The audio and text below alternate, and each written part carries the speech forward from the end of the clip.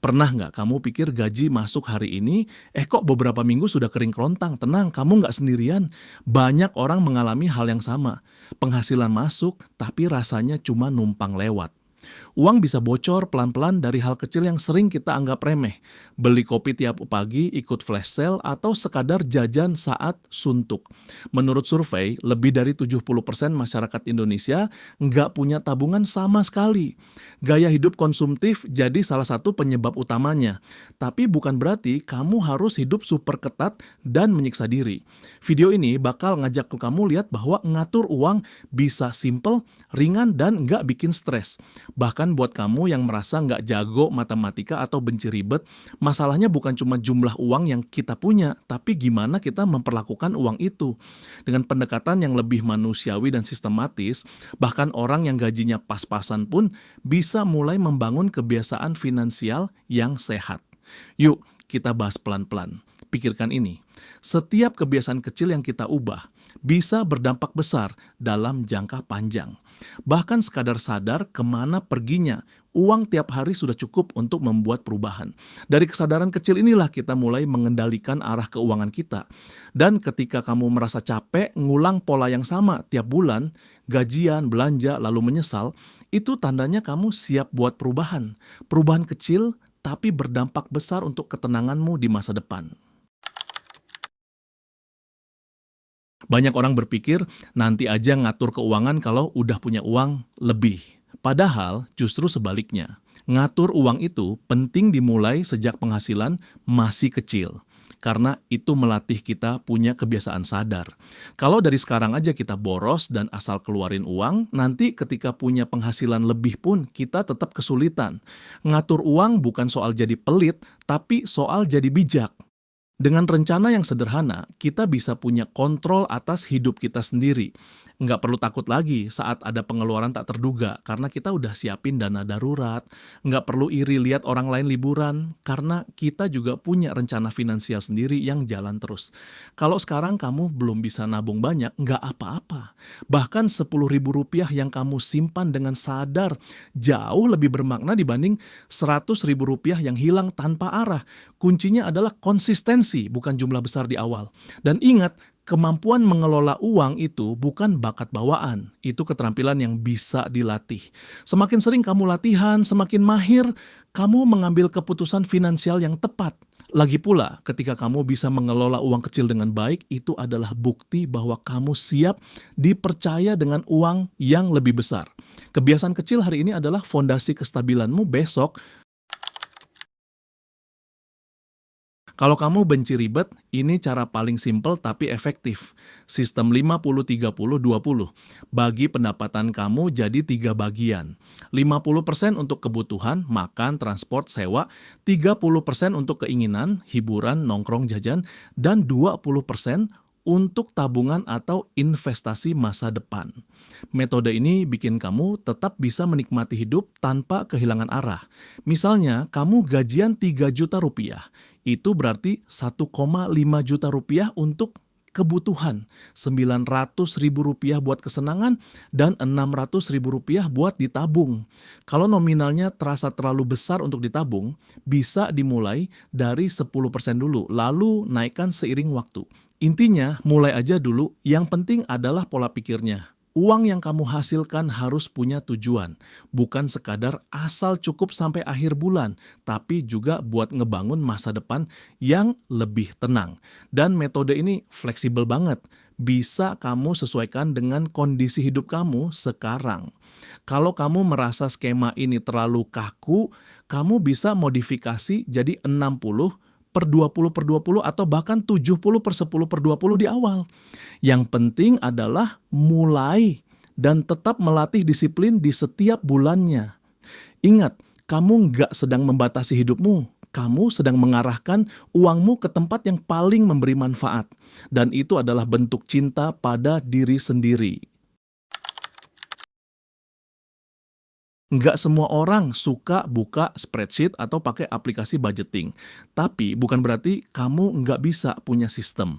Metode manual kayak amplop fisik atau rekening terpisah bisa jadi solusi buat kamu yang pengen cara tradisional tapi tetap efektif. Contohnya begitu kamu gajian, langsung pisahkan uang ke dalam beberapa pos.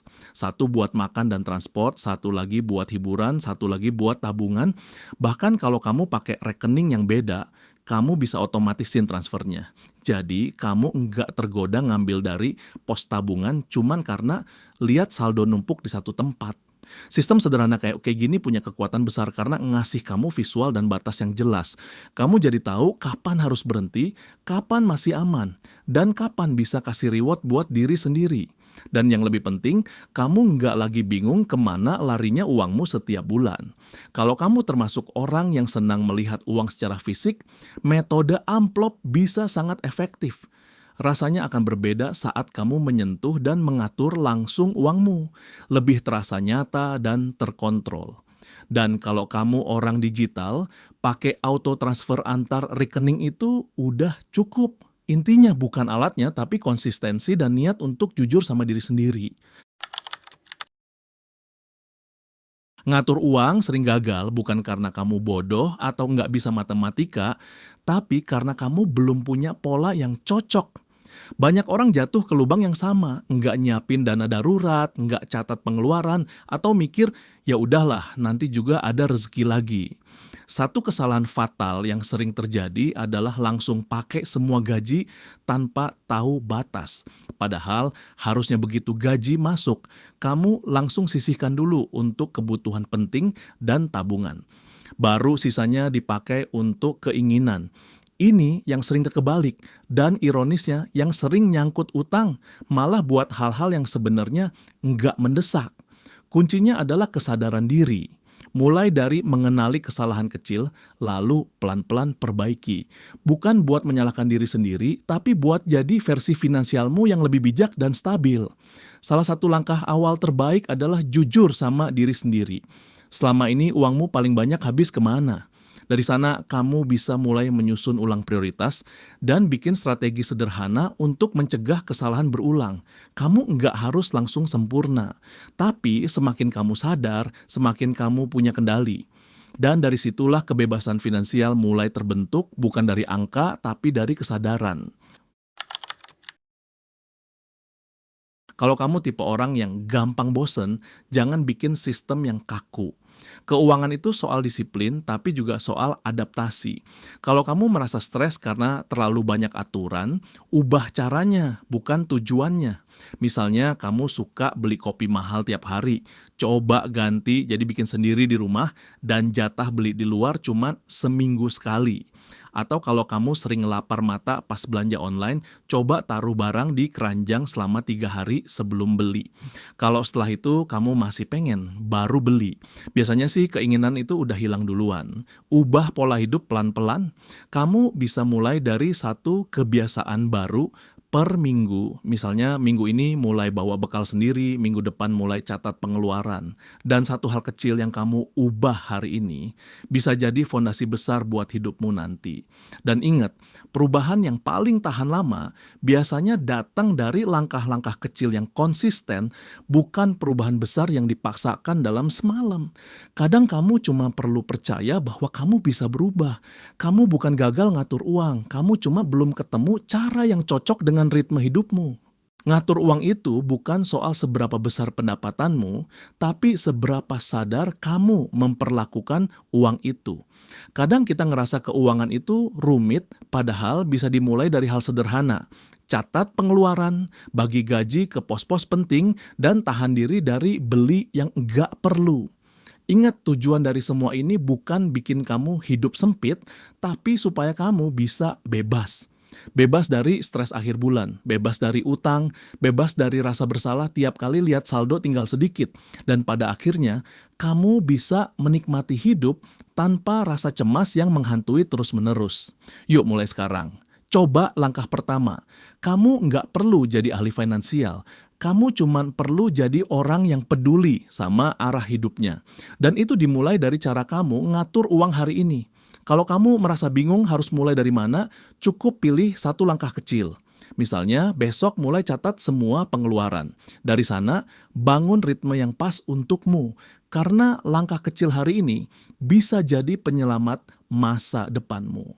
Kalau video ini bermanfaat buat kamu, jangan lupa klik like, share ke teman-temanmu yang butuh, dan tulis pendapat kamu di kolom komentar.